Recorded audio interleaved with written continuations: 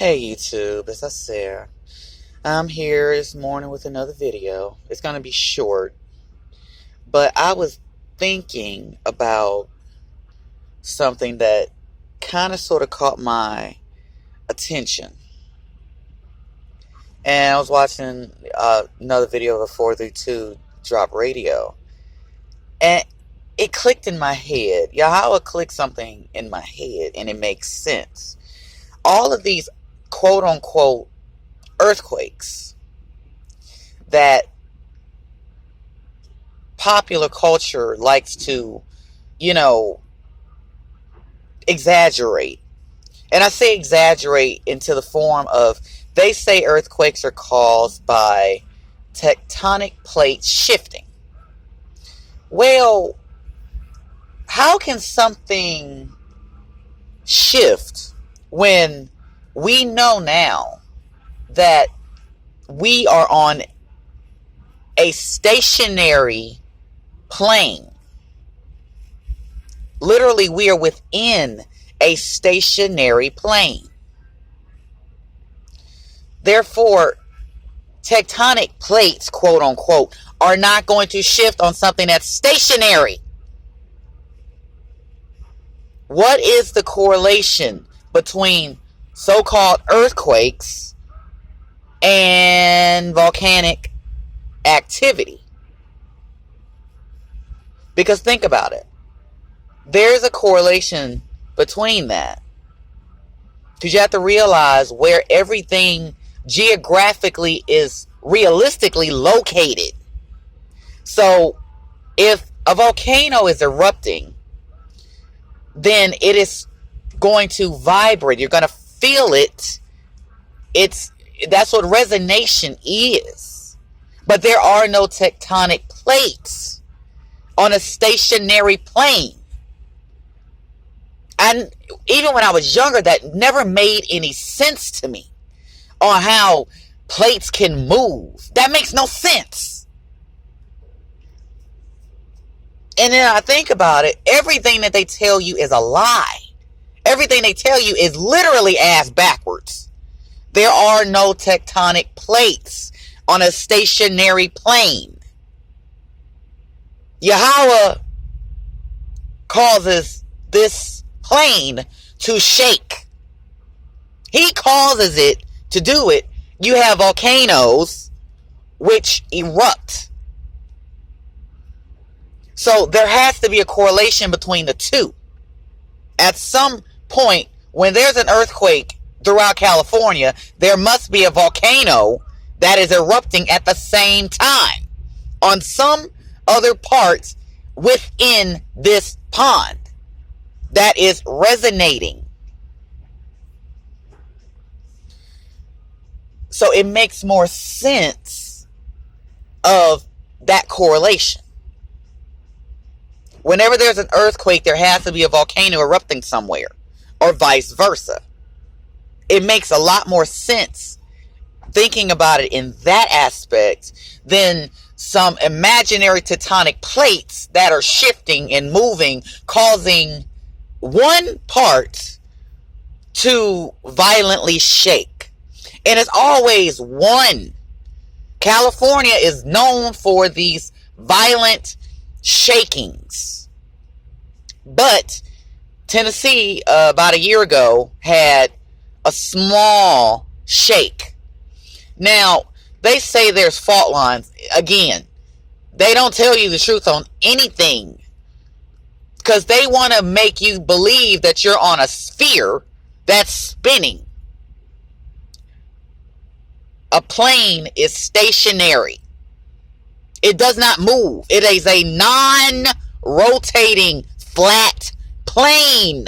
Therefore, there are no tectonic plates to shift on something that's stationary. For something to shift, that means something has to be moving. This does not move. It's stationary. We are literally within the confines of a barrier that is within the Antarctic plane, as all of the so-called earth ponds are. They're all stationary. Its foundation is stationary. It does not move. There are no tectonic plates for it to shift. The video of it's like 4 seconds long, but for the 2 Drop Radio, he showed it, and I looked it up myself, and it's only 4 seconds long. And you see a nice dragon flying over the faux royal wedding. I say faux because we all know those creatures are not royal. Okay? They're not.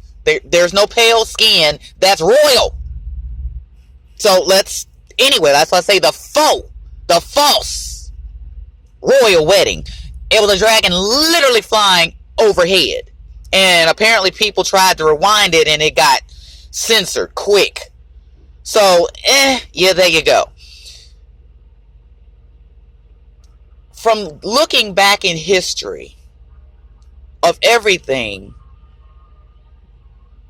perhaps these shakings are from Yahweh's dragons. It makes more sense that might be what it is. Because if you look at that video of the dragon flying above, just its shadow alone is gigantic. And that was just a shadow. So if the shadow's that big, imagine how big these dragons actually are. Why do they have planes so big? Because these dragons are probably 10 times bigger than that. Think about it. They're not small. Like that shadow that you see in that video of a dragon flying over royal wedding. That's the video. You can look it up on YouTube. It's there. It's only 4 seconds long. But that shadow was huge. Like you could see its shadow in the trees of how big it was. And that's just a shadow.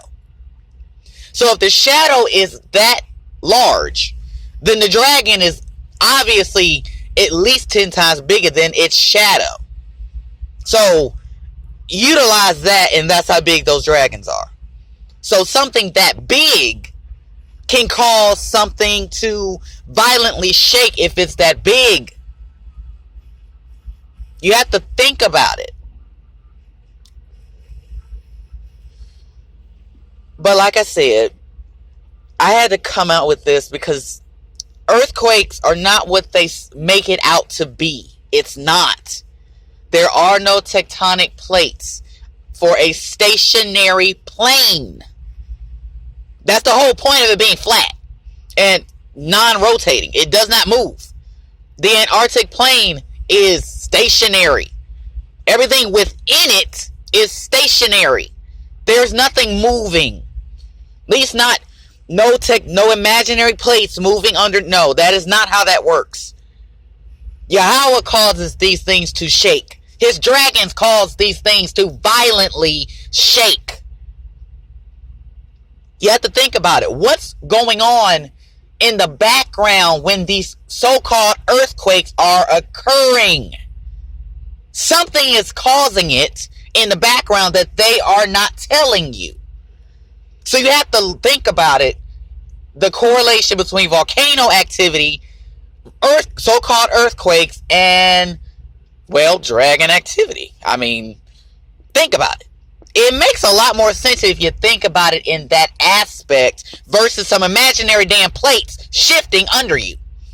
Because if that was the case, the whole damn plane would shake. Not just one area, or specific, it would be the whole damn fucking plane. But I like your thoughts on this. But like I said, I'm just trying to, jumpstart your brains this morning. There are no tectonic plates. This is a stationary plane. To all my new subscribers, thanks for viewing my channel. Please subscribe. And all my current subscribers, thank you for being subscribers. Try us most high, I need you.